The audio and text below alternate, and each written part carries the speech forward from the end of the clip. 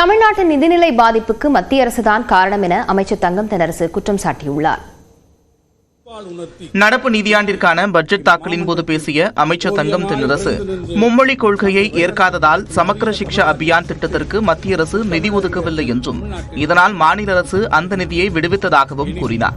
இந்த ஆண்டு மும்மொழி கொள்கையை உள்ளடக்கிய ஒன்றிய அரசின் புதிய கல்விக் கொள்கையினை தமிழ்நாடு ஏற்றுக்கொள்ளாததால் ஏற்கனவே ஒப்புதல் வழங்கிய நிலையிலும் 2152 கோடி ரூபாயை ஒன்றிய அரசு தமிழ்நாட்டிற்கு விடுவிக்காமல் வஞ்சித்துள்ளது என்பதை இம்மாமன்ற உறுப்பினர்கள் நன்கு அறிவார்கள்.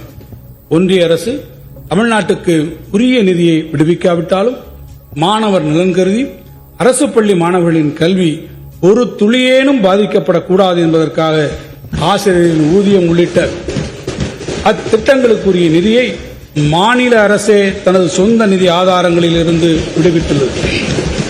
தமிழ்நாடு பேரிடர்களை சந்தித்த போது சொற்ப அளவிலான நிதியை மட்டுமே கொடுத்ததுதான் தமிழ்நாட்டின் நிதிநிலை பாதிப்புக்கு காரணம் என்றும் தங்கம் தென்னரசு குற்றம் சாட்டினார்.